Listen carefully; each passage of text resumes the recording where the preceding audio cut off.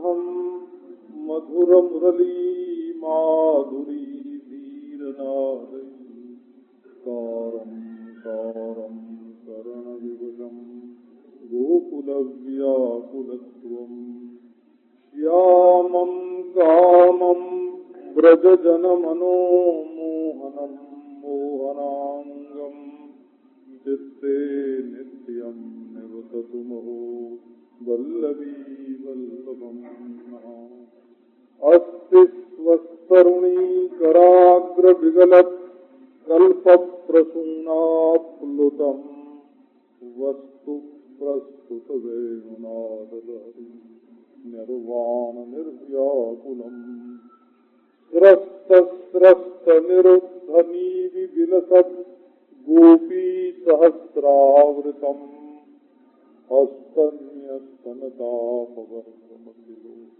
दारं किशोराकृते ओम शांति प्रेष्ठं प्रियेतरमिव प्रतिभाषमाणं कृष्णं तदर्थ विनिवर्तित सर्वकामाः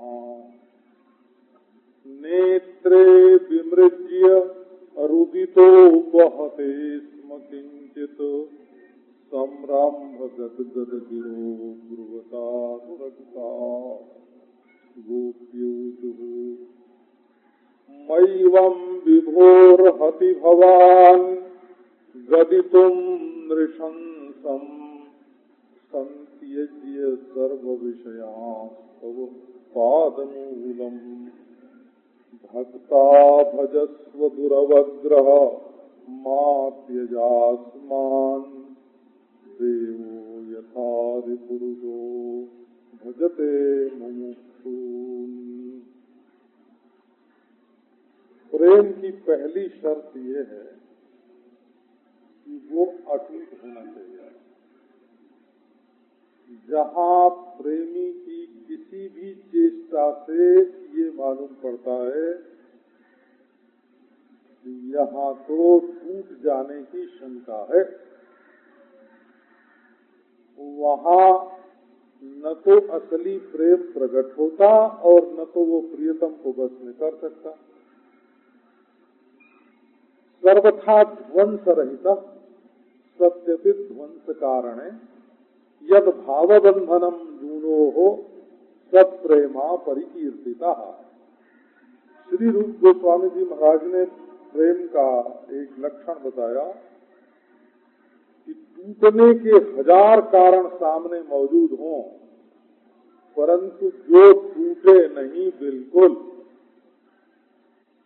सर्वथा ध्वंस रहिता सत्यपित ध्वंस कारणे, ऐसा जो प्रेमी और प्रियतम का भाव बंधन, उसको कहते हैं प्रेम। अब गोपी बड़े प्रेम से सब कुछ छोड़ छाड़ कर कृष्ण के पास आए, लेकिन उनके प्रेम में यदि कहीं कमजोरी रह जाए, उसको मजबूत न बना दिया जाए, खूंटा निखरन न्याय से, जैसे खूंटा गाड़ते हैं गांव में, तो गाड़ते गाड़ते उसको हिलाते हैं, अगर वो हिलता है तो फिर गाड़ते हैं, है ना, ठोकते हैं उसको, खंभा गाड़ते हैं, मिट्टी और ईंट और पत्थर के टुकड़े और डाल डाल के उसको खूब कूटते हैं और फिर हिलाते हैं, और जब हिल जाता है तो फिर कूटते हैं। जब तक उसका हिलना न बंद हो जाए तब तक उसको कूटते हैं, गाड़ते हैं। इसको बोलते हैं खूंटा निखनन न्याय, खंभा गाड़ना, खूंटा गाड़ना। ऐसे प्रेम में जब तक हिलने की शंका होए तब तक उसको हिला हिला के उसको मजबूत करना चाहिए। कृष्ण ने कहा, गोपियों ने अर्थ छोड़ा, भोग छोड़ा, अपने शरीर का श्रृंगार छोड़ा, लोक परलोक की वांछा छोड़ी, ये मोक्ष संन्यासिनी होकर हमारे सामने उपस्थित हुई। और इनके प्रेम में यदि कोई कमजोरी रह जाएगी, पीछे ख्याल आवे कि अरे हमारा तो धर्म छूट गया, हमारा तो घर द्वार छूट गया, है ना, पछताने लगे हो,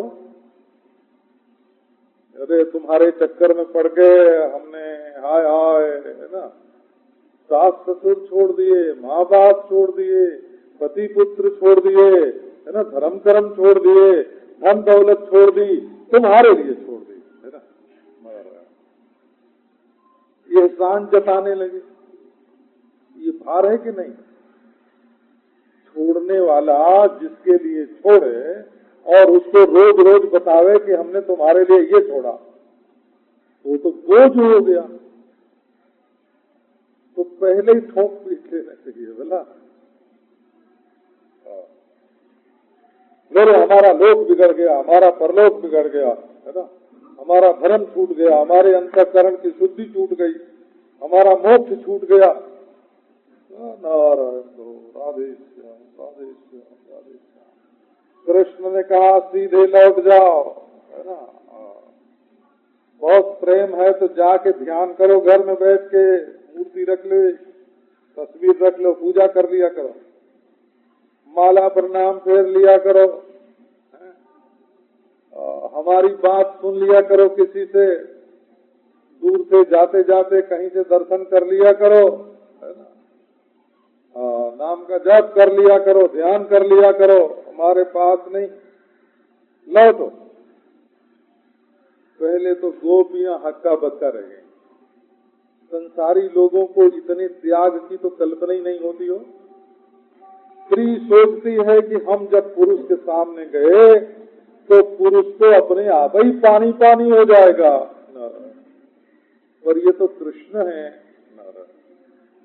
ये तो कृष्ण है, साक्षात जगदीश्वर परब्रह्म परमात्मा। एक अतर्कित बात, गोपियों के मन में जिसकी संभावना नहीं थी, वो सोच नहीं सकती थी कि हम कृष्ण के पास जाएं और ये मना कर देंगे कि लौट जाओ। अतर्कित बात आई। कृत्वा मुखान्यव शुचस्वसनेन शुष्यत् बिंबाधराणि चरणेन भुवं लिखन्त्य। सूख गया जीवन रथ, मुंह लटक गया, सांस लंबी चलने लगी, होठ सूख गए, पांव से धरती खोदने लगी, आंख से काजल के साथ आंसू की धारा वक्षस्थल पर जाकर श्रृंगार को धोने लगी, दुख के भार से दब गई और चुपचाप। देखो एक बार ठोकर लगी, गोपियां लौटी नहीं हो, पीछे कदम नहीं रखा, चरणे में भुवम लिखन से गाड़ देंगी पांव खंबे की तरह, पर हटेंगे नहीं, पर मौन हो गई, चुप। इसका अर्थ है कि बिना सोचे समझे बोलना नहीं चाहिए। बोलने वाला एक पक्ष अपने ध्यान में रख के बोलता है, दूसरा पक्ष उसके ध्यान में नहीं रहता है। वो खुद जो समझता है वो तो बोलता है, लेकिन सामने वाला उसको क्या समझेगा ये तो उसको मालूम नहीं रहता है। बात में से शाखा पर शाखा फूटती है। तो एक बार गोपियां चुप हो गई हो, मौन था। अभी देखो मौन जो है ना, ये संधि है ना, ये श्री कृष्ण की होकर और गोपियों की ओर से श्री कृष्ण की तरफ बढ़ने का वेग है। गोपियां तो वेग से दौड़ी आई कृष्ण के पास और कृष्ण ने डाली रुकावट, और दोनों के संधि स्थल पर है मौन। इस मौन के बाद गोपियां अगर कमजोर हो तो घर लौट जाए, जैसी यज्ञ पत्नियों की दशा हुई थी वो हो जाए, और कमजोर न हो तो कृष्ण कृष्ण के मना करने पर भी, पहाड़ बीच रास्ते में आ जाने पर भी आगे बढ़ जाए। तो गोपियों का प्रेम ऐसा है कि उसमें लौटना नहीं। लौटता कौन है? ये बहुत सुंदर प्रसंग हो। प्रेष्ठम प्रियेतरमिव प्रतिभासमाणम कृष्णम तदर्थ विनिवर्तित सर्वकामा नेत्रे विमृज्य रुदितोपहते स्म किंचित संरंभ गदगद गिरो ब्रुवता नुरक्ता। अपना जो हृदयेश्वर है, परम प्रियतम है, श्रेष्ठ है। श्रेयान को श्रेष्ठ बोलते हैं, प्रेयान को श्रेष्ठ बोलते हैं, ज्यायान को ज्येष्ठ बोलते हैं। ज्यायान ज्येष्ठ, प्रेयान श्रेष्ठ, श्रेयान श्रेष्ठ। ये तो प्राण प्रियतम है। इनके लिए हृदय द्रवित हो गया। जो संसार की पकड़ थी, कठोरता थी, वो मिट गई। परंतु वो आज वाणी ऐसी बोल रहा है जैसे कोई प्रियेतर बोल रहा हो। अपने प्यारे के सिवाय और कोई बोल रहा हो। श्री कृष्ण तो प्यारे हैं, कहा ठीक है, कृष्ण तो प्यारे हैं, परंतु बोलते कैसे हैं? कब बोलते हैं ऐसी जैसे प्यारे के सिवाय और कोई बोलता हो। बोली है दूसरे की और सम्मुख है कृष्ण। ये शब्द जोड़ने का अभिप्राय क्या है? तो वास्तव में प्रियेतर नहीं है, प्रियेतर लगता है। सुखदेव जी महाराज गवाही दे रहे हैं श्री कृष्ण की ओर से, प्रियेतरमिव प्रतिभासमानम। ये तो गोपियों की कम अकली है जो प्रिय को प्रियेतर समझती हैं। ये श्री कृष्ण का ऐसा जादू है कि वो प्यार जचाना चाहे तो प्यार जचा दें, मार जचाना चाहे तो मार जचा दें, है ना। तो धर्म ही धर्म, धर्म ही धर्म, धर्म ही धर्म, लौट जाओ बारंबार बोल रहे। अरे बोलते कहते हैं, गोपियां रो रही हैं, आंसू की धारा बह रही है, धरती में धंसी जा रही हैं, मुंह लटका जा रहा है, और बोलते क्या हैं? तेरी गोपियों चिंता छोड़ो, रो मत, स्वस्थ हो जाओ, है ना। अगर रास्ता भूल गया हो तो हम चले पहुंचा दें। तुमको धर्म के विरुद्ध कोई काम नहीं करना चाहिए। यदि ये हमारा प्यारा है जिसके लिए हम सब छोड़ के आए हैं, कि कोई दुश्मन बोल रहा है? ऐसा प्रियतरमिव प्रतिभासमानम कृष्णम तदर्थ विनिवर्तित सर्वकामा। पर बोलता कौन है? जिसने आकर्षण किया है, जिसने खींचा है। कृष्ण जैसे लोह के लिए चुंबक होता है ना, एक चुंबक नाम की चीज होती है जो पंखे वंखे में लगाते हैं,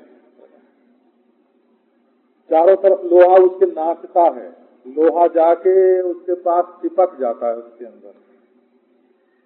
चुंबक और लोहा, और कृष्ण माने चुंबक। लेकिन ये बात है कि वो सबको नहीं खींचते हैं, सबको नहीं खींचते हैं। किसको खींचते हैं? गोपी को।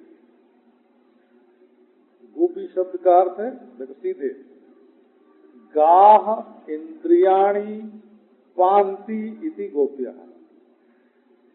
जो संसार की ओर से अपनी इंद्रियों को सुरक्षित रखते हैं, जो संयमी पुरुष है संसार में, उसको भगवान अपनी ओर खींचते हैं।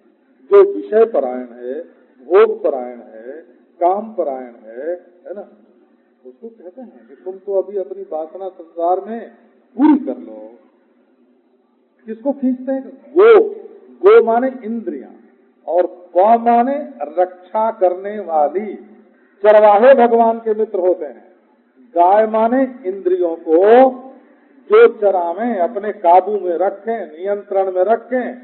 गोप हैं भगवान के मित्र, जो अपनी गायों को स्वतंत्र छोड़ दें, है ना, उनकी देखभाल न करें, वो कृष्ण के मित्र नहीं है।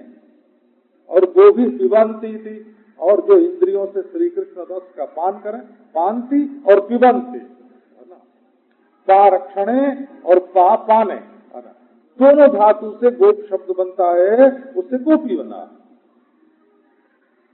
तो ये तो कृष्ण है, कृष्ण माने खींचने वाला। ये ब्रह्म जो है ये चुंबक नहीं है, वो निर्गुण है। ब्रह्म जो है उसके पास बांधने की कोई रस्सी नहीं है, खींचने की कोई आकर्षण शक्ति नहीं है। तुम स्वयं उसकी ओर खींच के जाओ और उसके साथ बंधो, और बंधो मत एक हो जाओ। परंतु कृष्ण तो सगुण है, इसके पास तो फंदा है, गुण माने रस्सी हो, है ना, इसके पास तो फंदा है, इसके पास ये चुंबक है, इसके पास तो आकर्षण शक्ति है, ये खींचता है। तो कृष्ण के खींचे आई है। और गोपियों की विशेषता क्या है? तदर्थ विनिवर्तित सर्प कामा।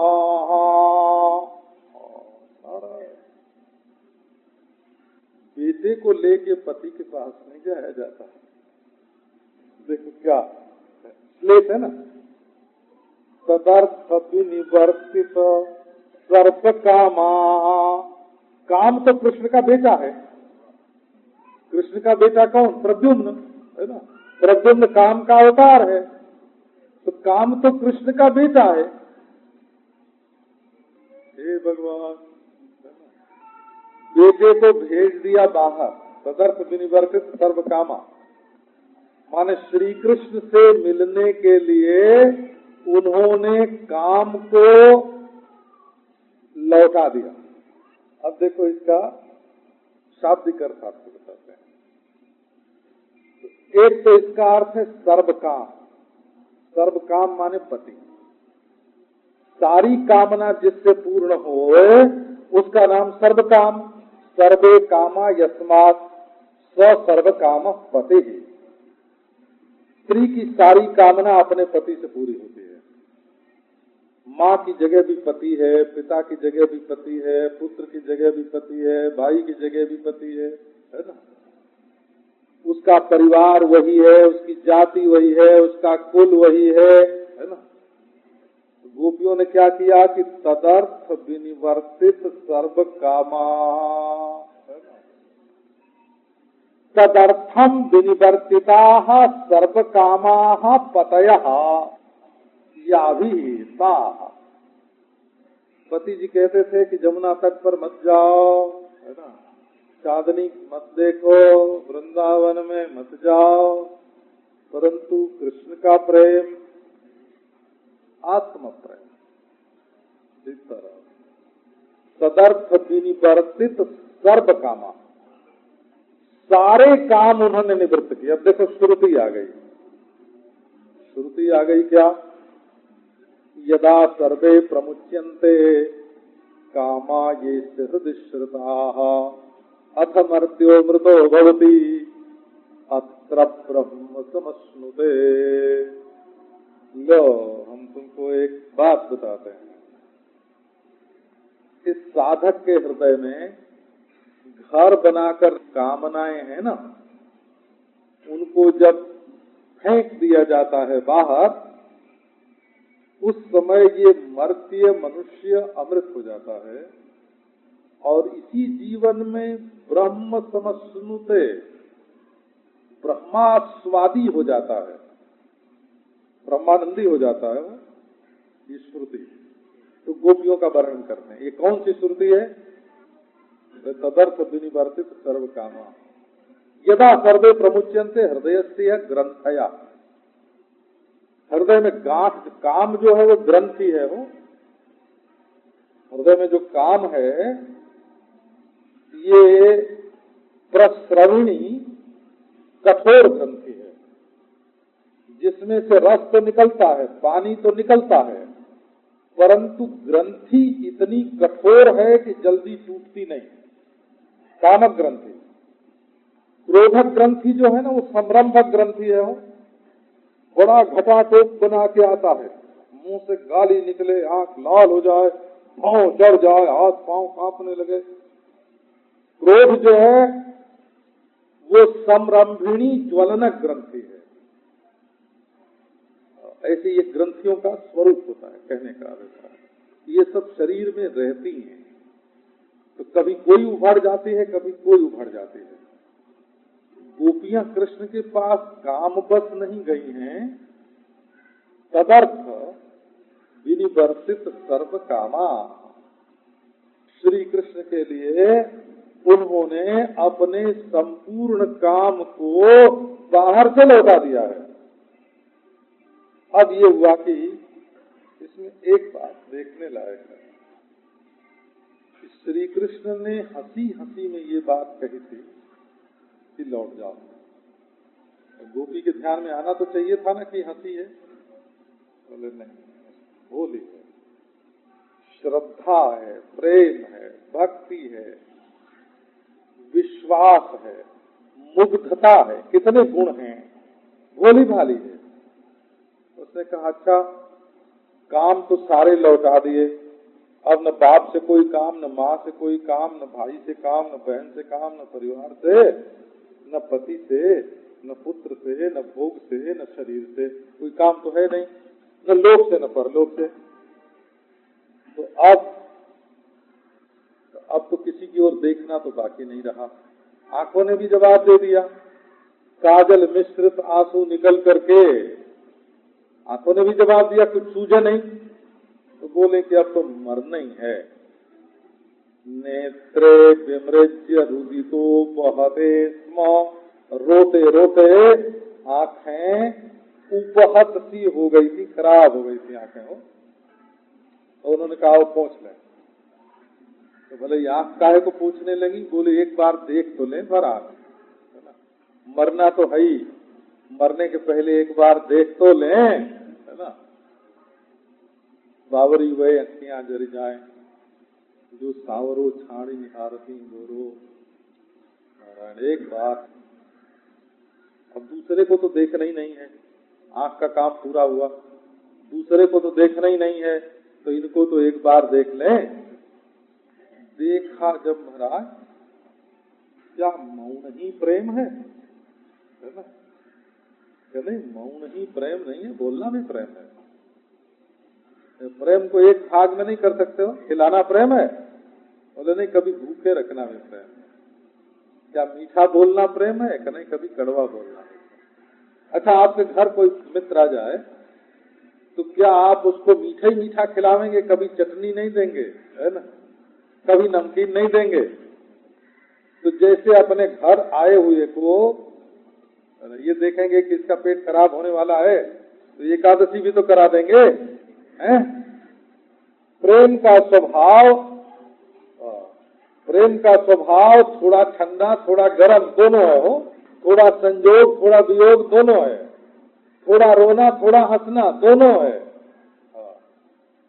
ये प्रेम का जो स्वभाव है अनिर्वचनीय, जो चीज अनिर्वचनीय होती है उसको एक रूप में नहीं बांधा जा सकता, बोला। तो क्या मौन ही प्रेम है? क्या नहीं जी, मौन तो जरा दुख हो गया था, अब क्या करें, किन कर्तव्य मूढ़ता में मौन था। संभ्रम गदगद गिरहा, जीव तो लड़खड़ा रहे क्योंकि गुस्सा आ रहा। देखो, संभ्रम गदगद गिरहा, बोले कि तब गुस्सा ही गुस्सा होगा। बोले अनुरक्ता, रंग तो उन्हीं का है, अनुराग के रंग में रंगी हुई अनुरक्ता। ये जैसे ये रक्त शब्द है ना, रक्त, तो इसके कई अर्थ होते हैं। वो जैसे विरक्त शब्द बोलते हैं ना, तो जिसके शरीर में रक्त न हो, कम हो, उसका नाम विरक्त, विगत रक्त। विगत रक्त खून कम हो जाए शरीर में तो विरक्त हो गए।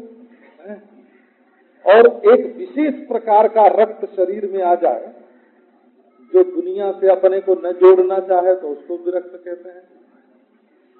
और विगत रक्त माने संसार में जिससे किसी का राग न हो तो विरक्त है ना, विगत रक्त। और ईश्वर से जिसका विशेष राग हो रहे वो विरक्त, विशेष रक्त है ना। तो विशेष रक्त वाला, विगत रक्त वाला, विशेष राग वाला, है ना, और विगत राग वाला, ऐसे रक्त होता है।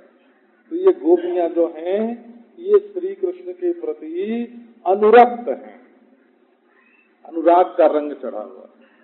एक ही रंग रंगे यह डोरो, आपने सुना होगा, है? एक ही रंग रंगे यह डोरो, एक रंग में रंगा हुआ है अनुराग का रंग। ये अनुराग क्या होता है, इसमें बड़ी विशेषता है। देखो, प्रेम में दो ही बात बाधक है असल में। एक तो विश्वास की कमी और एक अभिमान की वृद्धि। ये प्रेम के दो विघ्न हैं। प्रेम का दर्शन सुनाता हूँ, प्रेम की फिलॉसफी है ना। प्रेम में ये विश्वास बना रहता है कि वे हमसे बहुत प्रेम करते हैं, तब उनके प्रेम के सामने तो हमारा प्रेम कुछ है ही नहीं।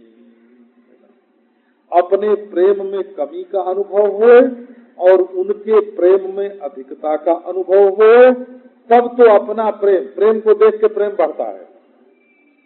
उनके प्रेम की अधिकता का ख्याल करके अपना प्रेम बढ़ता है। और ये अनुभव हो कि उनका प्रेम कम हमारा ज्यादा, तो अपना कम होगा हो, अपना घट जाएगा। तो एक तो सामने वाले के प्रेम पर, माने ईश्वर का जो जीव के प्रति अनुग्रह है, जो कारुण्य है, जो वात्सल्य है, और जो आत्मवत प्रियता है ईश्वर की, वो ईश्वर हमसे कितना प्रेम करता है, तो जितना अपने आप से। आत्मा से अधिक प्रिय और कोई नहीं होता। तो एक तो ये विश्वास हो, और दूसरा अभिमान न हो। क्यों बोले, अभिमान में क्या दोष है? तो अभिमान में दोष ये है कि अभिमान में अपनी नजर अपने ऊपर होती है, प्रियतम पर नहीं होती है। अच्छा, विश्वास में क्या गुण है? कब विश्वास में अपनी नजर अपने ऊपर नहीं होती है, उसके ऊपर होती है। विश्वास में दृष्टि का विषय वो है जिस पर हम विश्वास करते हैं, और अभिमान में दृष्टि का विषय कौन है? मैं है ना। हम बड़े सुंदर, हम बड़े प्रेमी, हम बड़े त्यागी, है ना, अपना बड़प्पन। तो प्रेम में विघ्न दो हैं, विश्वास की न्यूनता और अभिमान की अधिकता। ये अनुराग शब्द जो है वो ये बताता है कि राग तो है हमारे प्रति उनका, है ना। एक राग है, एक अनुराग है। जैसे एक राम एक लक्ष्मण होते हैं ना, है? एक बड़ा भाई होता है और एक छोटा भाई होता है। एक याई होता है, एक अनुयायी होता है ना। एक गमन होता है, एक अनुगमन होता है। तो अनुराग माने जो ईश्वर का अखंड राग हमारे ऊपर बरस रहा है ना, उसके प्रति हमारे हृदय का उन्मुख होना, इसका नाम अनुराग है। अनुराग गोपियों के मन में दोनों बात है, संशय नहीं है। वो कहते हैं ये नहीं कि ये तो निष्ठुर भाषण करते हैं तो हमारे प्रति प्रेम नहीं है, ये नहीं है ना। वो कहती हैं इनके हृदय में हमारे प्रति राग तो बहुत है। राग न होता तो रोज गोचारण से जब लौटते हैं तो मुस्कुराकर हमको देखते हुए क्यों जाते? राग न होता तो हमारे लिए बांसुरी क्यों बजाते? राग न होता तो उलट के हमारी ओर क्यों देखते, है ना। राग न होता तो चीर हरण के समय हमारे पास क्यों आते? राग न होता तो हमसे छेड़छाड़ क्यों करते? तो राग तो इनका बहुत है, हमको बांसुरी बजा के क्यों बुलाते? राग तो बहुत है। तो फिर सखी ऐसा बोलते क्यों हैं, है ना। तो बोलने में शायद है सखी ये चाहते हों कि कलेजा चीर के तो हम न दिखावें, लेकिन जबान से तो निकाल के दिखा दें। ये अपना हृदय दिखाने का तरीका ये नहीं है कि छुरे से हृदय को चीर दिया जाए और फिर प्रियतम के सामने तस्तरी में रखा जाए कि तुम देखो हमारा दिल ऐसा है। ये अपना दिल दिखाने का तरीका नहीं है। ये दिल में से जो वाणी निकलती है ना, इससे पता चलता है कि कितना प्रेम है। तो शायद इनके मन में ये हो कि गोपियों की मीठी मीठी बात सुने, प्रेम भरी बात सुने, है ना। हम आई और ये स्वीकार कर लेते, है ना। सबको मीठी मीठी बात नहीं, इनको कड़वी कड़वी बात सुननी पड़ती। अब तो ये मीठी सुनना चाहते हैं। गोप्योचुहु, ऐसा बढ़िया निरूपण है। मैवाम विभो अर्हति भवान गदितुम नृशंसम। मैवाम विभोर्हति भवान गदितुम नृशंसम। संत्यज्य सर्व विषयास्तव पादमूलम। भक्ता भजस्व दुरवग्रह मा त्यजास्मान्। देवो यथादि पुरुषो भजते मुमुक्षून्। मई बात, ये संस्कृत की प्रणाली ये है, संस्कृत भाषा की। एक पूर्व पक्ष होता है, एक उत्तर पक्ष। तो जो न मानने की बात होती है ना, वो पूर्व पक्ष में कही जाती है। तो जब उत्तर पक्षी बोलने लगता है, खंडन करता है ना, तो पहली बात उसके मुंह से यही निकलती है, मैवाम एवं माँ, ऐसा नहीं। जैसा तुमने कहा ऐसा नहीं। अरे नारायण, कृष्ण ने कहा घर देखो, धर्म देखो, शरीर देखो, परिवार देखो, है ना, दुनिया देखो, भजन करो, ध्यान करो, दर्शन करो, माला फेरो, है ना, कीर्तन करो, तस्वीर रखो घर में, ये सब बताया। गोपी ने पहले मुंह से गोपी के शब्द निकला, मैवम। ऐसी बात मत बोलो, ये तो तुम्हारी बात गलत है, बिल्कुल बोलो। अब कैसे कैसे गलत है? विभो, देखो ये प्रेम की बात है। विभो माने तुम हमारे दिल में बैठे हो, है ना। ये जो सांस चलती है इसको भी तुम गिन लेते हो। हमारे मन में जो तुम्हारे लिए प्रेम के संकल्प उठते हैं उनको तुम देखते हो। तुम विभू हो, है ना। हमारे दिल में अगर न होते और ऐसी बात कहते तो हम समझते कि कोई ऐरा गहरा, है ना, जो हृदयेश्वर नहीं है, जो हमारे दिल में नहीं है, वो बोल रहा है। तुम तो हमारे दिल में बैठे हो, है ना। हे विभो एवं माँ, तुम जानते ही हो ये ऐसी बात नहीं है। मैवम विभो रति भवान गदितुम।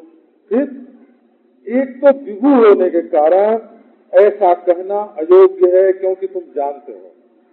दूसरी बात, तुम्हारे सरीखा प्रेमी ऐसी बात कहे कि ये तुम्हारे अयोग्य है। और तीसरी बात, है ना, ये मीठे में से कड़वाहट कहाँ से निकली? नृशंसम, है ना। जीवन दान करने वाले में से ये वध का उद्योग कहाँ से निकला? है ना। जो जीवन दाता है वही हत्या करने के लिए आवे, ये कहाँ से? इसलिए ये निश्चय होता है कि ये जो बात तुम बोल रहे हो वो ऊपर ऊपर से है, भीतर भीतर से नहीं है। मैवम विभोर, देखो कितना गहरा प्रेम है, कितना गहरा प्रेम है। मैवम विभोर हति भवान गदितुम। आप ऐसा कहने योग्य नहीं है, माने आपको ऐसा नहीं कहना चाहिए। ये कोई दूसरे ही बोल रहा है, ऐसा लगता है हमारा जो प्यारा कृष्ण है वो नहीं बोल रहा है, ये कोई वैकुंठ से आ गया होगा बाबा, है ना। हाँ, ये कोई निर्गुणियों का, है ना, वेदांतियों का कोई ब्रह्म होगा। हमारा ये नंदनंदन, हमारा श्याम सुंदर, हमारा पीतांबरधारी, हमारा मुरली मनोहर है, हमारा गोपी जन वल्लभ, हमारा राधा रमण, है ना, हमारा वृंदावन बिहारी, ऐसा नहीं बोल सकता। मैवाम विभोरहति भवान गदितुम नृशंसम, ये वक्ता कोई और होगा। बोले क्यों, ऐसा क्यों नहीं बोल सकते? संत्यज्य सर्व विषयान तव पाद मूलम भक्ता। अरे हम तो सारे बंधन काट के और तुम्हारे चरण के तलवे में सट गई हैं। सर्व संत्यज्य सर्व विषया, विषयवंती थी विषया। विषय उनको कहते हैं बंधन, जो बांध है, बंधन की रस्सी। दुनिया में बंधन की रस्सी बहुत होती है। एक आदमी को कहीं जाना था, गंगोत्री जाना था। हमने कहा भाई तुमको पान खाने की आदत है, वहां तो पान नहीं मिलेगा। तो बोले बाबा तब हम नहीं जाएंगे। एक सच्ची घटना आपको सुनाता हूँ, है ना। एक ब्रह्मचारी थे, 50 वर्ष की उनका उम्र हो गई, स्वयं पाकी थे, स्वयं पाके। तो एक दिन उन्होंने संकल्प किया कि अब संन्यास ग्रहण कर लें। तो उनके घर के लोग पूज्य बाबा जी महाराज के पास आए। महाराज वो ब्रह्मचारी जी संन्यास लेना चाहते हैं, और अभी तो हम लोग उनके पास आते हैं, जाते हैं, मिलते हैं, ब्रह्मचारी हैं, घर का सब संबंध है, सन्यासी हो जाएंगे तब तो सब कट जाएगा। कान्य कुब्ज ब्राह्मण, दंडी स्वामी हो जाएंगे, बड़े कड़े सब। तो बाबा ने कहा अच्छा देखो हम एक बात चूड़िया बाबा जी गए, स्नान करने जाते थे, तो जहाँ स्नान करने जाते वहीं उनकी कुटिया थी, छप्पर थी जंगल में। तो चले गए ब्रह्मचारी जी, झट भजन से उठे और प्रणाम किया, बैठाया। बोले महाराज कैसे पधारे? तो बाबा ने कहा मैंने सुना है तुम संन्यास लेने वाले हो। बोले हाँ महाराज इच्छा तो है, अब ले लें, आपकी क्या आज्ञा है? बोले एक बात है ब्रह्मचारी जी, 50 वर्ष से तुम अपने हाथ से रसोई बना के खाते आए हो, स्वयं पाकी। इतना मीठा भोजन अब तुमको खाने को नहीं मिलेगा, है ना, क्योंकि अब अपने हाथ से बना नहीं सकोगे, और पता नहीं किसके किसके हाथ का खाने को मिलेगा। बोले हाँ, ये तो हमको ख्याल ही नहीं था महाराज, अब हम संन्यास नहीं लेंगे, हम तो दूसरे के हाथ का खा ही नहीं सकते। तो जिनको महाराज कोई अपनी आदत होती है ना, अपनी आदत, अपनी जिद, अपना अभ्यास होता है ना, वो दूसरे के साथ जुड़े भी तो क्या करेगा, है ना, अपनी आदत पूरी करेगा, अपनी जिद पूरी करेगा, अपना अभ्यास पूरा करेगा, है ना। और प्रेम तो महाराज सामने वाले की आदत, सामने वाले की जिद, सामने वाले का अभ्यास पूरा करने के लिए प्रेम होता है। गोपियों ने साफ कह दिया संत्यज्य सर्व विषयान, हम अपने सारे बंधन, अपने सारे विषय भोग, सारे लोक परलोक छोड़ करके तब आए हैं। हम अपने अहम को तुम्हारे चरणों के नीचे दबाने के लिए आए हैं, अपने अहम को बड़ा बनाने के लिए थोड़ी आए हैं। अब ये प्रसंग फिर आपको कल सुनावेंगे।